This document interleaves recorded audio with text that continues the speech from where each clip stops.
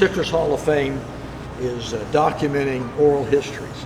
And so here's what we have to do first, because Jeff has to keep up with everything and he can't remember it. So I start off by saying, I'm John Jackson. I look at the camera, John Jackson. Look at the camera, tell them who you are and spell your name. My name is Ross Pell, Ross-Pell. Janette Pell, Janette, Pell, Pell. And Mark Pell, Markpell. All right, now we're done. So what we want to do is, I was county agent for 40 years, and I worked primarily with growers. I believe I've been over here just a couple of times to deal with packers, and a lot of times if the packers had questions, they were far more complicated than I can handle. I sent them to Lake Alfred to Dr. Wardowski or Dr. Grierson down there back in the old days. So what I'd like to do is I'd like to talk a little bit about your business. Why the hell are you still in business when everybody else has gone out of business? What's going on, and how have you managed to go through diseases, freezes, and so forth, and still go? So tell me a little bit about how you got in the citrus business and sucked these poor kids into it. Well, like I said, my husband started the business and I married into the family. Oh, you married into wealth, right? And he was into citrus, of course, and we had citrus trees. And what sticks in my mind of how we got into the retail was that at one time a buyer offered to pick the oranges off our trees just to get them off for us. In other words, we would get nothing for it. And we were fortunate enough at that time that Deltona was just starting, and the community just to east of us. And we kind of started selling a little bit of retail at that time, and it kind of grew into what it is now. Did you ever have a nursery, a citrus nursery? No, we sell the trees. We bought the trees, and Ross likes the nursery. And so we started selling citrus trees, and then it kind of got into the plants also. So it's a vital part of the business also is the nursery. And we do sell citrus trees here. Now, did your husband's family already have grows planted, or did? Yeah, at one time, yes. Yeah. So how far back does that go? You know? We said we were 5 generations, and of course has expanded a little bit even further than that now. We're into the citrus growing in one kind or another. And were most of your grows over here in the Volusia, Brevard County area? We've had them in everywhere. In Sanford, we went to, after the big freeze, we bought a grove down in Fort Pierce in that area. But the drive got to be quite big. Driving down I-4 is no fun. No, it's not quite as bad as 27, but driving down Highway 27 can be a challenge as well with all the traffic lights and everything. So, like a lot of growers and others, your challenge was making money by selling your fruit at a profit, and when you couldn't do that, you decided that you were going to get into marketing the fruit yourself. Retail, yes. And so you started. You know, we were talking earlier to Sylvia Crump and Dick Marshall, and Dick was saying how he actually got started that he couldn't get any money for his fruit either, so they picked it and put it in 5-gallon buckets and went downtown and sold it on the street corner. Now, did you get to that level, or did you just start having people coming by with a little stand? They would come here. And so it grew then from that little deal to you finally getting a packing facility in here.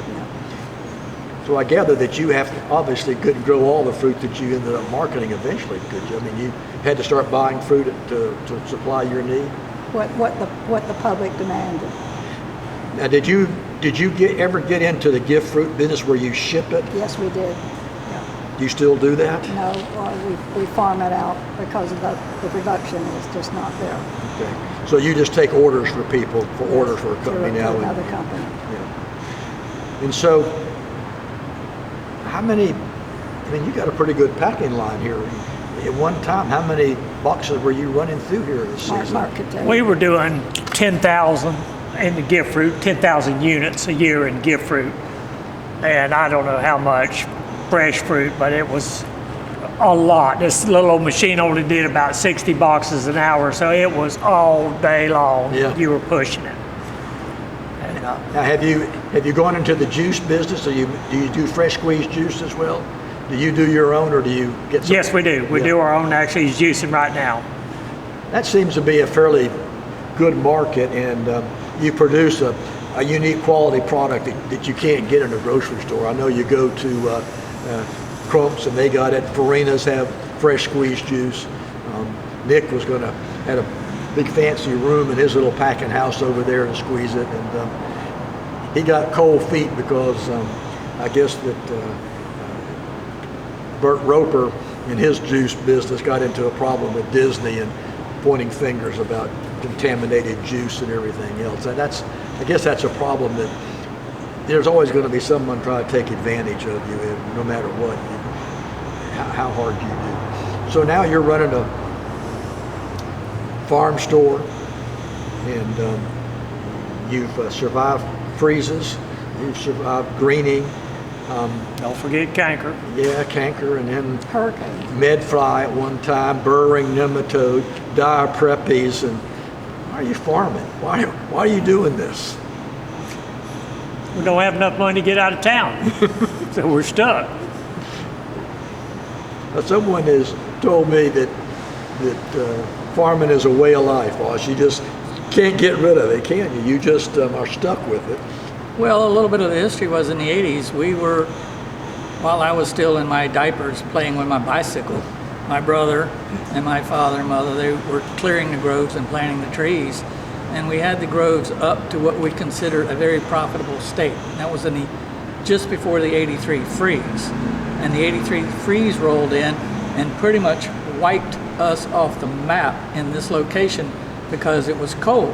And it froze maybe 16 degrees on Christmas Eve. And the trees were growing then. We were at the threshold of making money at that point in time. Yeah. And then after that point in time, we had an 85 freeze, and it's like fighting Mike Tyson. 83 was the first round knockout. 85, there was no sense in getting up, but we got knocked out again by a secondary freeze. So the entire momentum that we had, we were completely derailed. The groves went to proven warm locations, and those locations survived because they did not freeze. The momentum was already set for the citrus to be processed, and all of these barns and everything was on a momentum swing.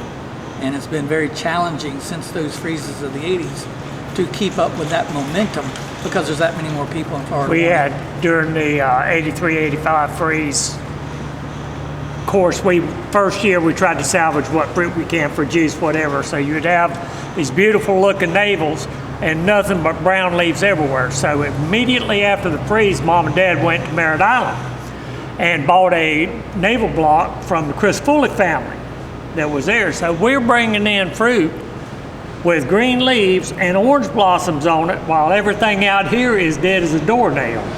So that was a real... Some groves actually survived on absolutely. In Merritt Island, absolutely. And then we turned around the next year, went and bought a 40-acre block in Fort Pierce, which kept us into production. You know, isn't it interesting? Here we have this beautiful groves on Merritt Island, and that's the damn place they picked to put the damn Space Center and everything else. I would go over to Merritt Island, and I don't know if you ever got involved, but they had leases on property over there, and I would get a call from the wildlife department to go over and look, and quite truthfully, there was only one or maybe two growers that leased that property that really kept them up and did what they needed to. Like Roy Roberts was one, but the rest of the people they would just suck what they could out of that. And all those beautiful Merritt Island groves just went down, and the wildlife department wasn't going to do anything over there. They were hurry up and wait. I got to have a report next week, and then they do nothing for 3 years, and then you got to go back over there. But there were some magnificent groves over there, Orchid Island, and some of these, the quality of juice and everything else. So you got tired of driving to Fort Pierce, so you got rid of that particular property. So I assume you still have growers that you can get fruit from. What has greening done to your? Fewer and fewer. The problem is the growers are not making any money.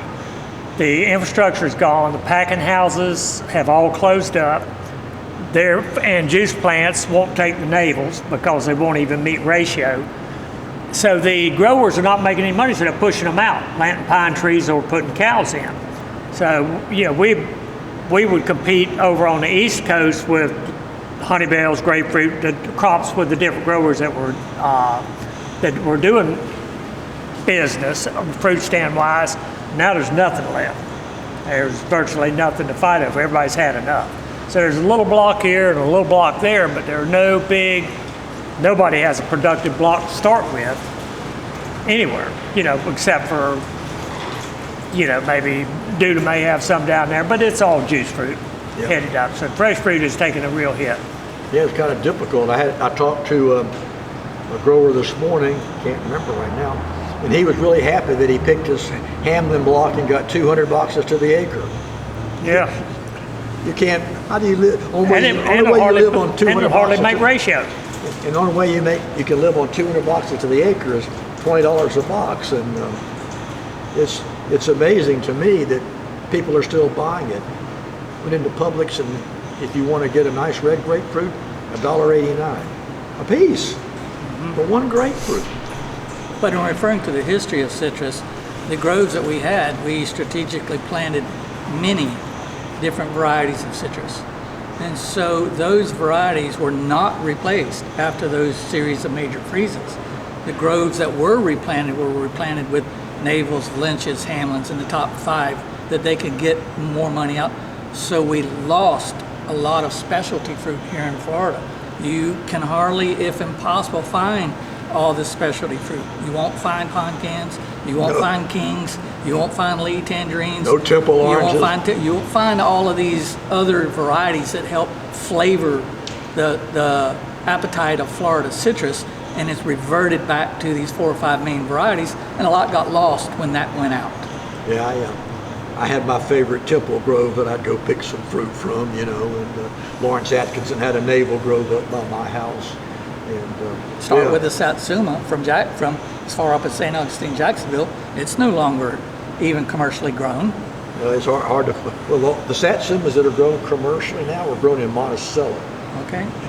And they still grow them in Louisiana as emerald mandarins, and people there know that if you want to get a good Satsuma, it's going to be green on the outside. You can't let it get colored; it then separates on the inside. So it's kind of an educational deal there. But and as the new varieties replace the old varieties, let's say the DNA of changing the absolute rootstock of these trees changed the flavor. Well, if you never sat down under a Dancy tangerine trees and ate them till you got sick, you just can't appreciate what a really good quality tangerine is about.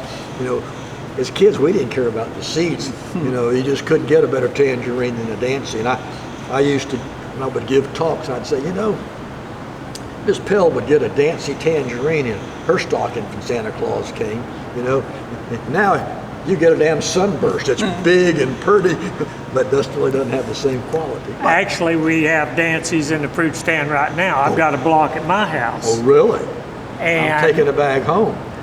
And I budded them, and they got about this big around in the in-ground nursery. We had to take the loader in and shake them out, and so we didn't have any room in the other groves, so I just planted them in a block at my house.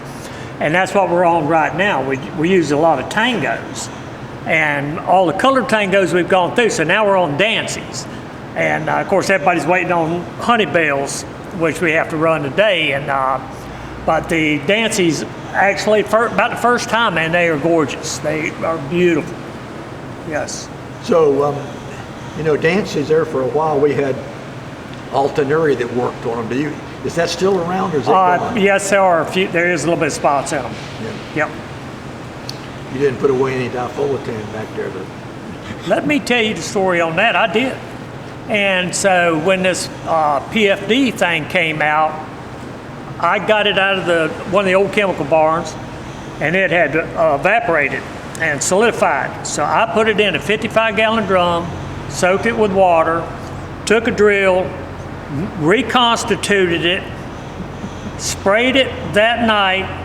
The next morning, my face was swollen up. I could hardly see out from and I called Richard Royal on that. I said, man, what is the deal here? He says, that's exactly why they quit making it, because it's a skin irritant. But the fumes about killed me. So I think I still have a little bit mixed up. That's a tough I'm lesson. waiting on the amnesty day now. No, we won't do that again. That's a tough lesson to learn. It was. Ms. Pell, what keeps you going? Why do you come down to work every day? You could just take it. You could take it easy. Let these kids look after you. I like it. So, I understand that you open the place and close the place. You mow the grove. You sell fruit. So, what keeps you going? Herbicide around the nursery. I like it. It's a good living. You get fresh air, exercise. Keeps you young. You got huh? oranges and grapefruit to keep you healthy. Yeah. What else do you need? She's completely entertained. Yes. You don't get bored. Well, you hear stories. There was a gentleman in Mount Dora, Uncle Jimmy Simpson. Did you ever know Uncle Jimmy Simpson? Well, the Simpson family came to Mount Dora in 1874 or something like that. Anyway, and Jimmy Simpson, James Warren Simpson was born in 1878, and the freeze of 1894, his dad got out of the citrus business and went into turpentine and logging.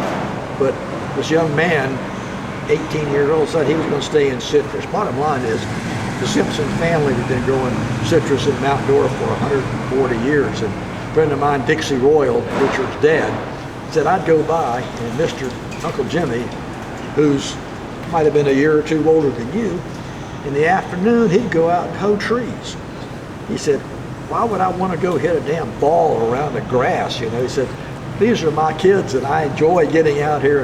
And so the weather was at all pleasant. He's out there hoeing citrus trees. There's got to be some sense of pride and pleasure in being able to see something that you put your effort into it, and it matures, it grows, and you can. It's kind of a little intangible, but we were talking to Sylvia Crump, and I didn't know how Bruce got involved. Bruce was a baseball player, but she said when Bruce was growing up, his mom had a garden, and he just loved to get in the garden. There are people that can't stand to not get their hands dirty and see plants grow and do things like that. My wife was raised on a dairy right down the road here in Geneva, and as soon as she could tie her shoes, like some of you, she was in the milking barn and she was mucking out stalls and doing that kind of stuff. She can't sit around now. I look at her, she's out there pulling weeds. I said, go out in the garden and plant some stuff. But I guess it kind of gets in your blood. There's nothing wrong with it. Nothing wrong with it. So you've seen this area. At one time, this was a pretty big citrus producing area around here, right? Yes, sir. You were in the East Coast district, so you could sell Indian River fruit and everything else. Are there anybody left? Anybody over here besides you folks still hanging in the citrus business? I think we're just about the last man standing on this side over here right now. Yeah. I used to go to Turnbull Hammock, and there was a lot of citrus that was grown back out in that area, and Oak Hill and some other places. And between the freezes and greening, it's a real challenge. I just talked to a friend of mine yesterday, Dalton Yancey. His dad started planting citrus Umatilla, and this is going to be his last crop. I guess it's difficult when you can only produce 200 boxes to the acre, and you're having to pay what you have to pay to get pesticides and fertilizer and everything else to do it. Well, everybody was throwing the kitchen sink at it when greening first came out, but that quickly depleted a lot of funds, and now we've all learned that you can do without a lot of that stuff, but still you're never going to get that production back up right now. Now, the only place that you're getting production up is when you have these people who are putting in these screen houses. Correct. And Steve Crump was telling me that he was just overwhelmed at how fast you could grow a tree in that greenhouse. And when you can get 750 boxes to the acre off of a 5-year-old grapefruit tree. Yes. But do you know how much it costs to put one of those things in? Amazing. Yes. So you have to really, be committed. 50,000 a year. Yeah, you're not going to.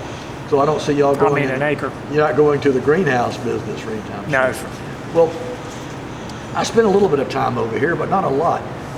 Tell me about some of the old timers and people that you remember that were characters in the industry. And I'm going to go talk to your buddy up in Mims. We talked about J.D. Hallam. Yeah, we talked about the importation of Star Ruby grapefruit into this area. Yes. And that was. Yeah, I believe Jimmy Flake was the one he was referring to, along with J.J. Parrish. There were a lot of old timers had small blocks around. A lot of people came down in the 60s wanting to go in, turn a pole. A lot of people would invest in a grove. And it would keep, actually Dad and his brother were in the caretaking business, and they would take care of them.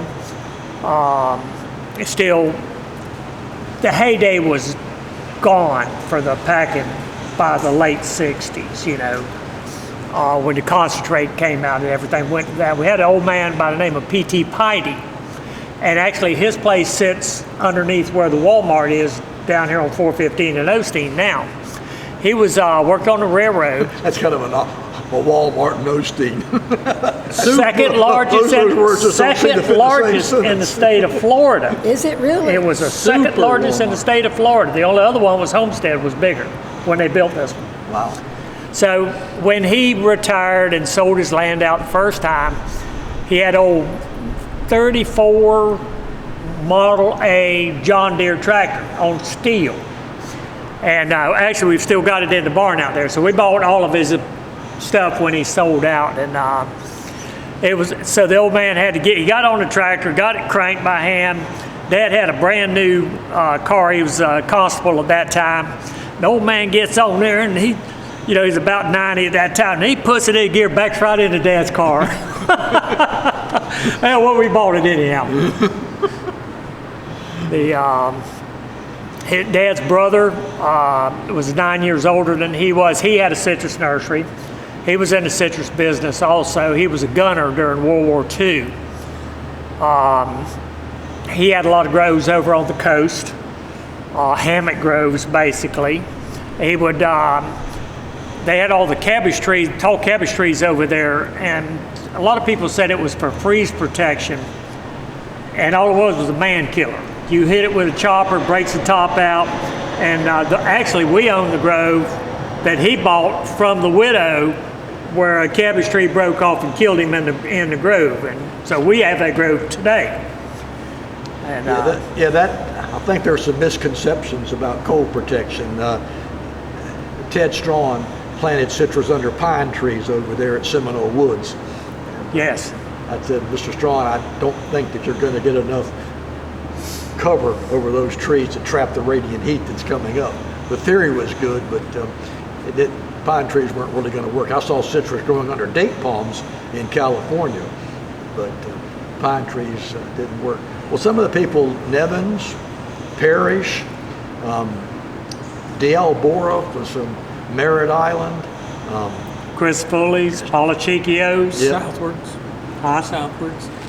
Yeah, we had Southward and Sanford. Now you had Southward, we had a packing house in Sanford, and his packing house is where the country music spot, the barn, is, and that is their old family packing house, and it's called the barn. They bring in top-notch entertainment from around the country. And Heathrow is on the top of. Across the street from that, where AOK Tires is, was the Sanford Fruit Company. That was H.E. Took. And they had, I guess, about 1,000 acres where Heathrow is now. And, of course, competition amongst them. You had Patrick, don't forget Patrick Fruit Company, and the Sherrards. Yeah. So old man Sherrard worked for Patrick Fruit Company, and then Jack worked with them, and Brantley did, and then Brantley ended up down to Blue Goose in Fort Pierce, right. The branch now down there now, yeah. Okay, and actually Pat made it to the Citrus Commission, I believe, and he does Florida Select juice out of Fort Pierce, or Vero. Yeah, I worked with a guy by the name in Sanford of George Wallace, an attorney, and he got tied in with Pollyanna somehow, and they got a contract to take reclaimed water from the city of Sanford and irrigate that grove out on 46. It's still there, and not much of a grove, but it doesn't. Not much of a grove left out there. The navel block up on the hill, it is red navels, and you can grow a good-looking navel tree, but you'll never produce a good quality red navel. And the same with the yellow navels. You can grow a good-looking tree, but they look good. One's decent, the other's flat, and you know the story. You can't tell the difference. But yes, they're still in operation. Like all the rest of us, this might be the last year. They're in the same boat. They won't replant anymore. With your operation here, you've diversified it with the ornamental plants and a number of other things to go. You still have a good, strong clientele that comes in the demand for ornamental plants as well as citrus? Well, we created a draw, or Florida Citrus created a draw here. Historically, we were in citrus, born and raised in it, so there was a dirt road. Of course, I'm in the yard playing with my bicycle, he's out working, and the people are lost, and we're planting orange trees. First thing they want to know is, where are they? They're lost. Second thing they want to know is, well, can they buy an orange tree? Because we're planting orange trees. Well, sure, Dad says, we'll sell you an orange tree. So the whole nursery that we're on right now has been a reflection of what the customers saw us doing over these generations. Well, can you get me an orange tree? Then the next question is, can you get me a hibiscus? And the next question is, can you get me a peach tree? Then come plant it in my yard. And then, can you come plant it in my yard? So the whole nursery here basically started on the coattail of our farming of citrus. We were committed to it. We were definitely in it. The interesting on the citrus trees, we would buy them bare root from. Did you ever meet Harvey Fender's wife, Shirley? Oh yeah. Okay, well, have you met her son, Aaron? I have, but we dealt with Shirley quite a bit about 5 years ago or 10 years ago. That was an education in itself. Now, grew some beautiful trees in ground, of course, in their screen house. And we would go to deep south preserves down where High Acres used to be, where their juice plant was. And they would bring all of the strawberry preserves and jams and peach preserves in tin cans. And egg cans. So they would empty them out, man. I forget what we paid, 10 cents a piece. We'd go down with a horse trailer, get a whole load of them. Bees would sting you, punch holes with can openers in the bottom, and plant the orange trees in those tin cans. And I imagine to this day, there's still some spots around the woods where, we would plant a grove and you just throw the cans in the woods and be done with it.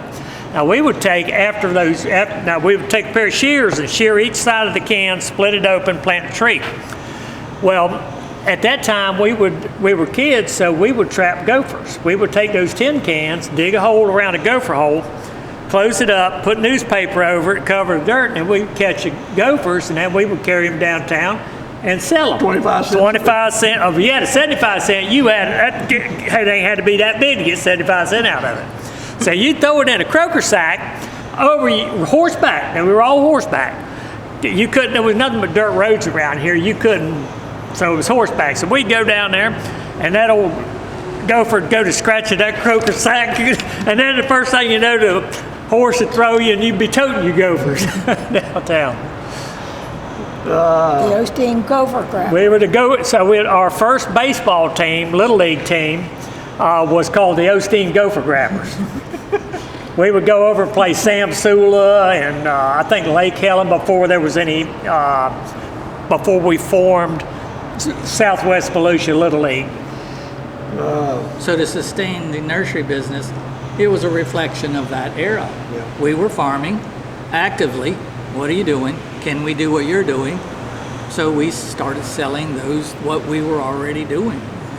And it's just expanded since then. Do you sell many citrus trees now? Absolutely. Really? Yes, sir. That'll be a repeat business if they get green again. Anyway, that's another story. It's touchy. You know, we couldn't compete with Lowe's, you know, guarantee. Well, they don't guarantee them anymore. Yeah. You know, it's just one of those deals. Of course, there are some varieties that will handle the greening better, and if these nurseries would focus on that variety, we would all be better off. But what they're doing is buying whatever's left over from Philip Brooks and Yeah. here, come get this truckload of trees, and then they clip off the, you know, if it's a tango, they clip it off and it just says Mandarin, and you don't know what you get. Yeah, I had very little knowledge of tango until I went with Chuck Allison has some tangos over there Yes, sir. at Lake Yale. And that's a tough piece of fruit, though, because you can't pick it until it's got color, right? It doesn't. No, you can pick them green. Oh, really? Yes, sir. They handle the greening? No, his problem is he's selling to Emerald or whoever it is down there. You know, Silver Star Road? No, it's the one down in Fort Pierce that, anyhow. Yeah. His problem is commercially, it's a flop. The tangos are a flop because they don't all color at the same time, and you can't degreen them. So we've got about 5 acres over in Sanford, and we absolutely love them. We've got a guy that'll go in and spot them. We spot them 3 times, and they're starting to color up again now, and the people absolutely love the tangos. And they're not as good as they could be without greening. Now what Steve's got is the W. Murcott and Steve Crump in his greenhouse. Of course, it'll come out seedless, which will make it a tango, but it's the same piece of fruit. Yeah, just wasn't irradiated. Just wasn't irradiated, correct. Yes, sir. So we do love the tangos. Really? Yes, sir. It's love a nice, easy to peel fruit. It is. It's The shelf life is good on it for a tangerine. And we start picking them in November all the way to April. wow. That long. But they still just have one bloom, right? I mean, Yes, sir. Yeah. Yes. But connect that story to history and the yellow pages. Look it up. Find someone who's going to bud citrus trees. They don't exist anymore. When he was a boy, there was competition. Who could bud the best trees? Who could bud the most Who had the trees, best Who lid. had the best? And those true fired budwood remained for quite some time until those freezes came in. Try and find somebody today to bud trees. The art, Now- it's an art, and it doesn't exist yeah. anymore. Now, we grew up on the labor crew in the groves. We had more money than anybody in town. We'd get 25 cents an hour. We'd have $10 at the end of the week, more than any kid downtown had. But we'd sit down on this dirt road. There was a 60-acre block down here, and we're out there with a number 2 I-hoe, round and round them trees, and we were the youngest on the crew, probably 10 or 12. And my older cousin ran the crew, and he was mean as a snake. And so if you went to backsassing him, he would take and push you down, take your hoe and take his hoe and cut notches in it so it put blisters on your hand. Well, you didn't back talk him anymore. You went and talking bad about his girlfriend, he'd leave you down there and you'd have to walk home at 5 o'clock. And it was... Man of high character. Oh, I'm here to tell you, they would take, and if you went to run in your mouth, which the young bucks will, they would take and hold you down. 2 of them get on your arms, 2 of them on your legs, and they'd take and reach down, they'd dig out a stinging nettle and get it by the white part on the bottom. But they bring it up, they pull your shirt up and say, okay, say uncle, apologize. Nope, I'm gonna kill you when I get up. Whap! About 3 of them, it was uncle. It was, yes, sir. One boy had a bad habit. The metal nursery stakes, would take and pull them out. And if you hoed and got ahead of him, technically he's supposed to help your man up next to you. Well, they just keep going in, get to the end of the row, sit and wait till you got there. And they take that thing, and if you throw that metal stake at it, you don't know where it's going to land down. I don't know how we survived those older boys, but here's the story. I grew up in Orlando. I'm a city boy. I make no bones about it. And I talked to you guys like this, and I learned that my problem was that I wasn't developing character because these guys developed character. Dalton Yancey developed character, hoeing trees and telling stories about what happened on cold nights. And in Umatilla, on a freeze night, Golden Jim had every high school boy out there lighting heaters, and they got an excused absence from school the next day. Yep. But 80% of those guys were, I'm sure, like you guys, you're all nasty and everything else. You weren't going to go home. You were going to go pop us around high school. I was working last night in the Grove. We fired one time a naval block back here, and it froze the first night. We fired, I think we went through about 4,000, and that was 25 cents a gallon. We went through about $4,000 worth of diesel fuel that night. And it froze the second night, and we used fuel, and that was it.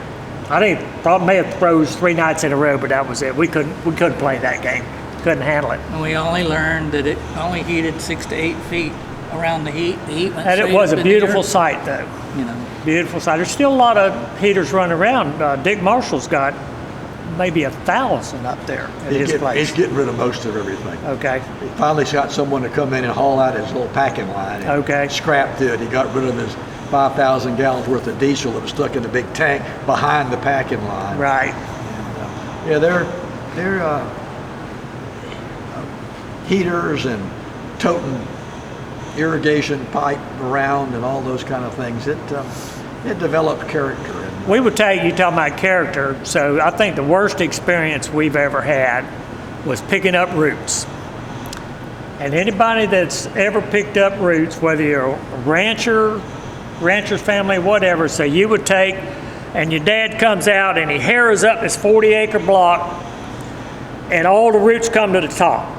So you take and you form a line, you take turns, throw into the center, and then everybody threw to that one pile. So you would go and you'd work around it, and one guy went in to bunch it up. Well, inevitably, it would be about 2 o'clock in the afternoon, the guy'd go in to bunch it up, somebody'd throw one, and it hit him in the head or whatever. Here we went, 110-degree dirt, in there in a fist fight in the middle of that field. Come home. I quit. You can carry me to the children's home. I don't care what you do. I ain't going back. I quit. 7 o'clock next morning, your butt's back in that truck, going back to that root field. Now, son, that'll build character for you.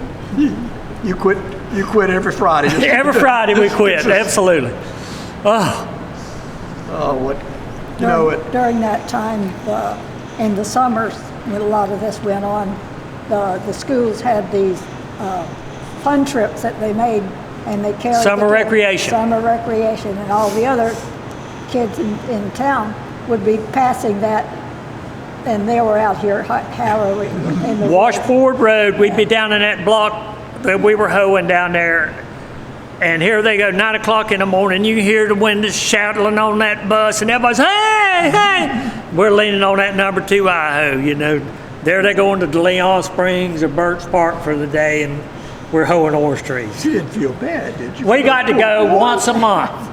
We got to go once a month during the summer. Yeah. But not every 2 weeks. As they grew up and older, their wives still get told that story, and they're so sick of hearing it. Well, see, those stories are kind of interesting because, like I said, my wife grew up on a dairy, and her favorite week of the whole year was the week that her 4-H club went to Camp Macquarie up in the scrub for 4-H camp.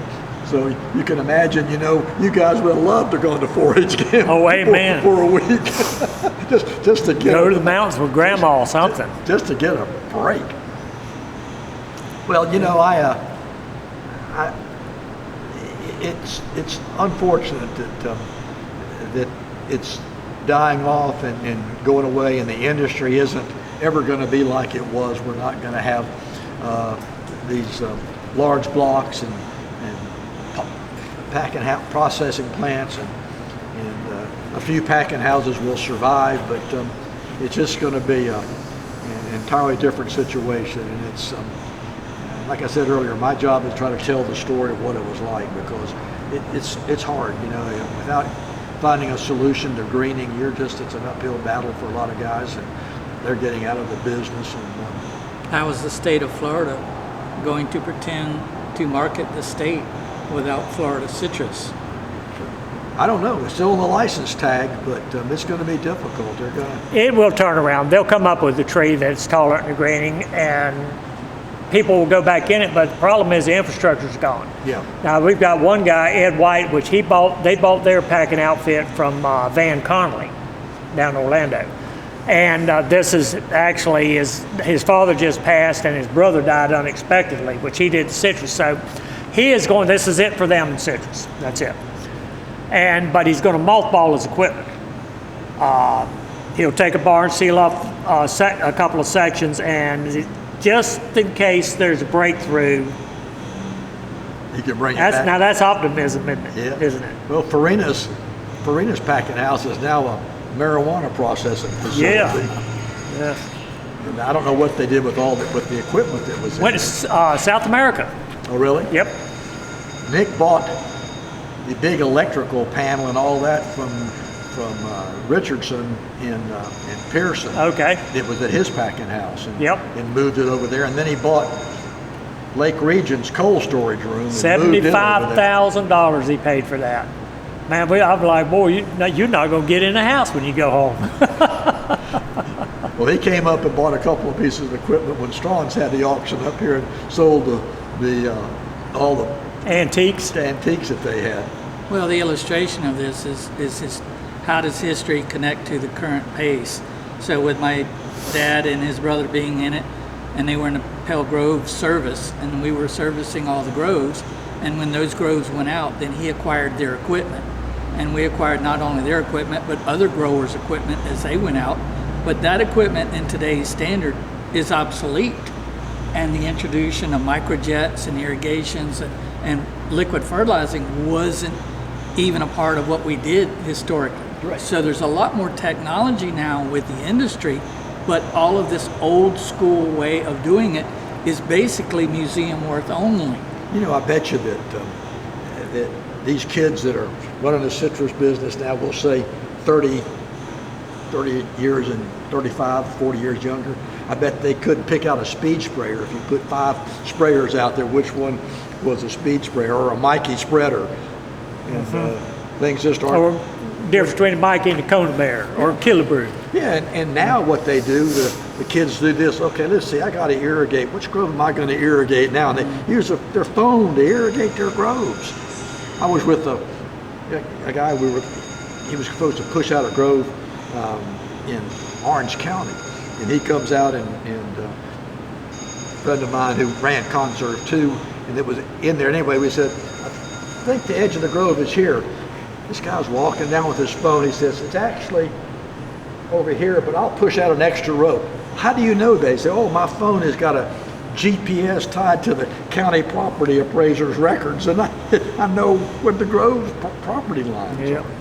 are. And for weather, you know, I'd go in and make a tape on a machine, and nowadays kids don't even need that. These guys they go to the National Weather Service and they get all their weather information off of the phone. So I would be obsolete if I back in my day. So it's just things have changed dramatically. So what's the next generation of Pells, or where are they? Are they out there? You got them hoeing trees? No, actually, my son is in Australia right now. He made sure he got far enough. Well, he did, didn't he? He'll be back in a couple of weeks, so we'll see if we can put a lasso around his neck, or see if we can find a place to fit him in. Yeah. but it's a challenge. It's production is not here. It's don't know. It's got to get better. Yeah. But everybody needs to remember, any country needs to be able to feed itself. And all these farmers going out of business is not good. Yeah, you're exactly right. I don't care whether it's oranges or peanuts or whatever. The fertilizer, the cost of overhead is out of control. It's amazing. Yes, price of ammonium nitrate is up so high, and the energy to generate it and everything else. Well, the power, look how much the power bills have gone up. Everything is escalated, But- and it's it was always been a challenge. The thing though that I remember from working with farmers is that they're extremely resilient and they're extremely resourceful, and they'll find ways to do it a little bit different, or whether you move from the egg cans to plastic bags to pots. Now they grow citrus in, they just stick them in the ground and they disintegrate, and you can grow the trees. So, and the only way we finally got to deal with cold weather is we let Nick Farina show us that if you elevated a micro sprinkler, that 10 foot that you're protecting Correct. is going to be the trunk of the tree, not a big old hole out in the middle of the grove where you Yes. got the heater. And just about time we figured we had it licked, greening comes along. But I'm hoping that somebody will find a solution. There's always stories of trees that have escaped, that are doing well, and we'll see what happens if any of those turn out to be an answer. But it won't, like I said, it won't be the same. But citrus will still be around because people like you won't let it go. You're too damn stubborn to give up right now. And like you said, it's fun and it keeps you busy. And, Well, it would be nice if we could get back to a top quality product, like the Indian River Navels. When you ate an Indian River Navel, you're like, man, that was good. I want another. Now, you eat it, okay, that tasted like an orange. Let's go. yeah, it's They've done the same thing to watermelons. They used to grow watermelons for the flavor. Now they grow them for the quantity, and it's not the same. And seedless. in peaches. Look at peaches. The breeders for peaches were told, we don't care how it tastes. We want a peach that can be nice and big and good color, but more importantly, it's got to be able to ship for 2 weeks from the time you pick it to it finally gets to the grocery store. So they taste like cardboard, but they look great. And so, a lot of that's, technology can be helpful, but it can also, the direction that it ends up taking us sometime isn't the best. Well, that's the bumper sticker Dad acquired. Support your local farmer or watch the houses grow. State of Florida will have to determine what their future is going to be. If they're not going to be supportive of the farmers, it will be a pretty much replaced agenda with houses. In some places it's going to happen pretty quickly. You drive down to 429 from Apopka to I-4. That was Last all, 10 years. That was all beautiful groves, all Amen. down Avalon Road. And Yep. I go down there now, I can't even find my way around. I went down there, I have two grandsons. Their dad was a golfer. They play golf, and so I would go to their golf meets, and I'd go someplace and I'd say, "Gosh, Nick, this course doesn't look like it was the last time I was here." He'd look at me and say, "Bampa, you don't play golf." "I know I don't, but the last time I was here, this was an orange grove." Right. Yeah. And so all those groves now are being converted into Yeah. into that. Especially out there around concert too. Yeah, that's all that. Heck, where the Avalon Fire Tower was, they literally dug that hill down. They told me they took 1 million truckloads of dirt off of that fire tower hill, and now the distribution center out there, their house is right up to the edge of it. And everybody thought the city of Orlando and Orange County was stupid when they paid $6,000 an acre for that land out there. And now you can't get it for less than $150,000 Yeah. an acre. Yeah. So it's just everything. Well, that's what's going to be the tough part for citrus is all the cheap ag land and good grove land, you can't afford to get back in. If you don't hold on to a few pieces and be ready to go, you're not going to replace it, especially. The numbers are going to be tough when you get a bargain price and buy a piece of grove land for $15,000 an acre. Yes, sir. And then put 900 trees to the acre on it. At $10 a piece. Yeah, I don't Right. think that And it's leftover flatwood property that floods. yeah, I don't see the spreadsheet. But we'll find a way to get around this and to do that. So when are you going to retire? I hope I'll just be able to keep going. You don't plan on retiring this year? Well, what would I do? Well, you could draw Social Security. You could sit and watch soap operas on television. I like it. It's kind of hard to farm on Social Security, isn't it, Mama?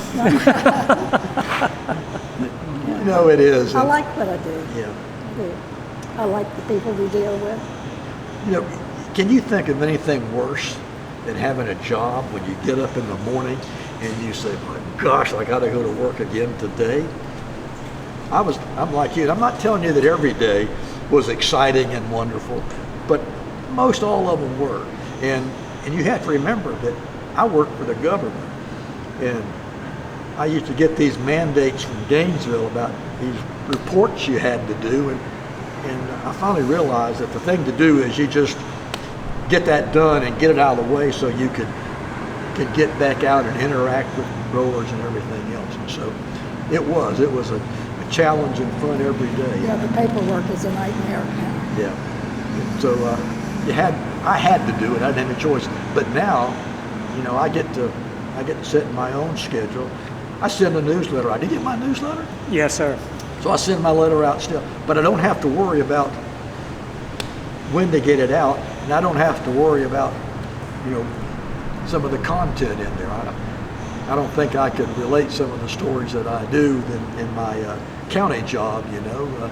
County isn't interested in me spreading my Christian faith through my newsletter or sharing things like that, but you get to do that. So you find a place where you have fun, you're comfortable, and you enjoy it. Well, you like what you're doing. I love. There you go. I love what I'm doing. Okay. And you know, I had a big break last year. My daughter has a significant other now. It's a diesel mechanic. He's got my boat in first class. There you go. About time, huh? Oh, and so once the weather cools off a little bit, or I mean warms up a little bit, I'll put her in and go out and go fishing and come back and do some piddling stuff. I'm working on getting a citrus barn in a county park in Lake County where we can haul some of this equipment in and show it off and tell the story and everything else and do that kind of stuff. So it's not like it was, but I'm glad to see that y'all are hanging in there. You're having fun. You might not be making much money, but you're having fun. Kind of like Rex Clontz. Do you know Rex Clontz? I know of him, yes, sir. You know, Rex was in the muck at Zellwood, and the water management district bought him out. So then he took that money and put it in the groves, and urbanization ran him over and greening. So now he's back at the old family farm in Oviedo, Big Daddy's farm, and he's growing vegetables organically. And with you pick, and you come pick them up at the farm there. And I saw Rex not too long ago. He said, well, I haven't learned how to make any money yet, but I'm sure having fun. There you go. Yep. And so that's what, you know, and it is, you know, people think, you see that lady over there? She could be retired. Look, she's working. They just don't know how much fun you're having. Keeps me out of trouble. Keeps you out of trouble. Well, you know, I so enjoy doing these. And it'll be on the Hall of Fame website. You can go back and show your neighbors that you're now famous. You have a video that we made at the packing house, and that the story is going to be continue to be told. And I'm glad to be a part of it and been back here and see you and interact. Richard Royal told me it was going to be the best afternoon in a long time, and he's absolutely right.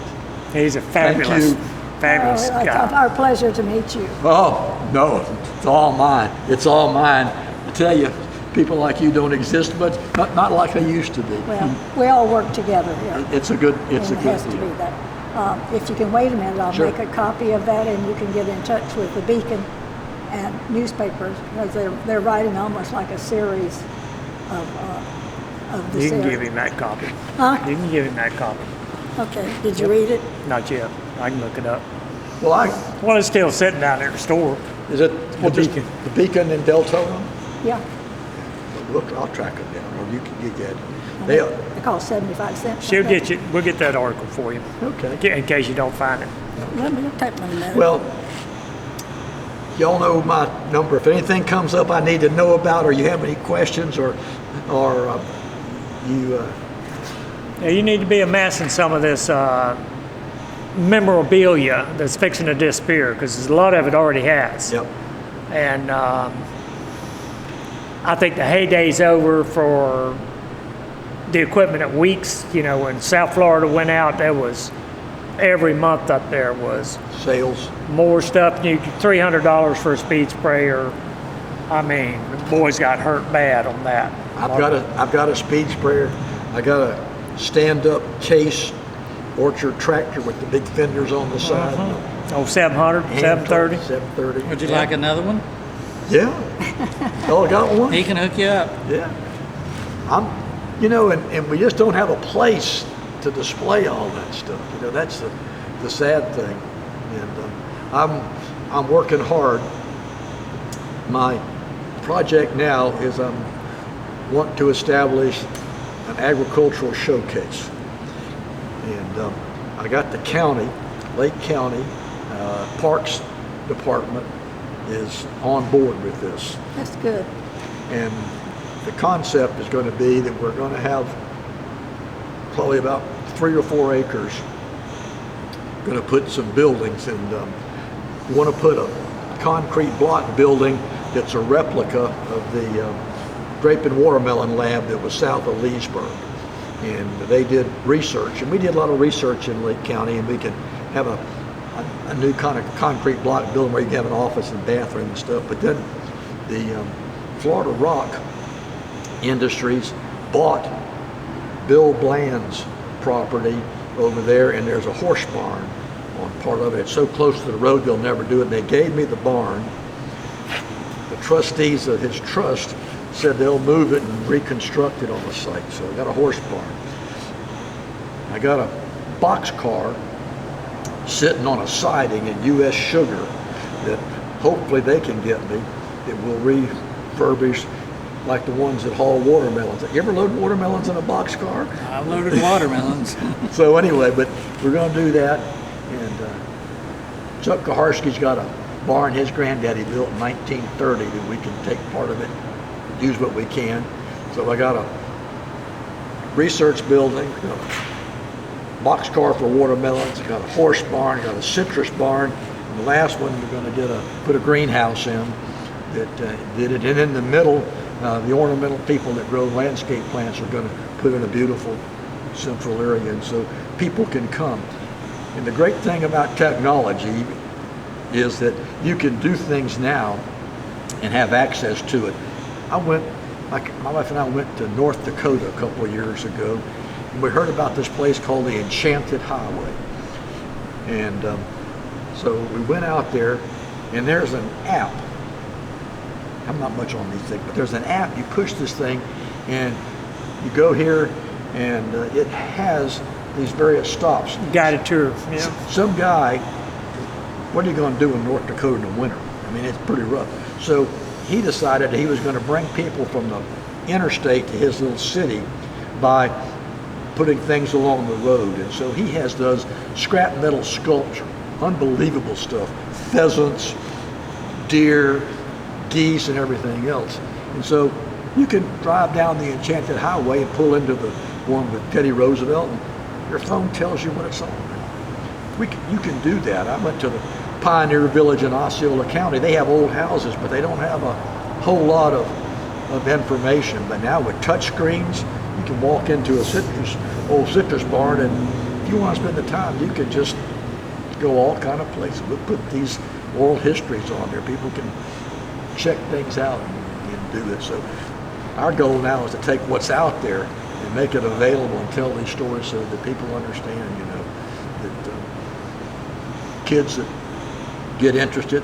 There's still a lot of kids that play in the dirt and they'll find out that growing vegetable is fun or growing this is fun, and they'll get carried away. Yeah, 4-H project's a good project still going on. I still, one of the best days of my years when I sell the 4-H citrus trees.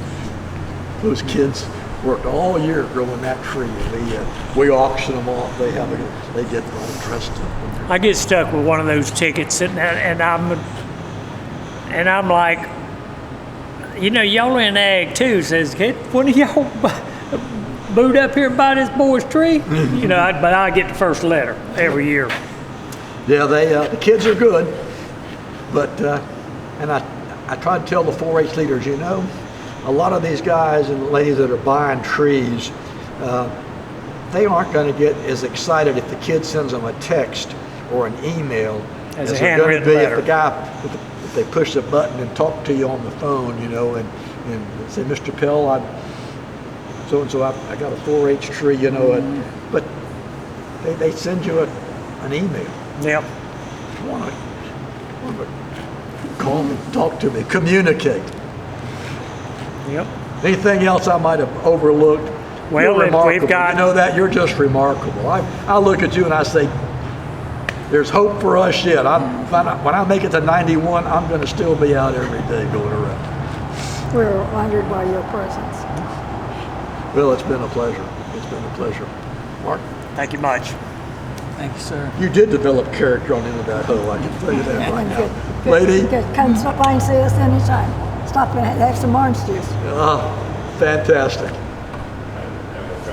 Thank you. Thank you.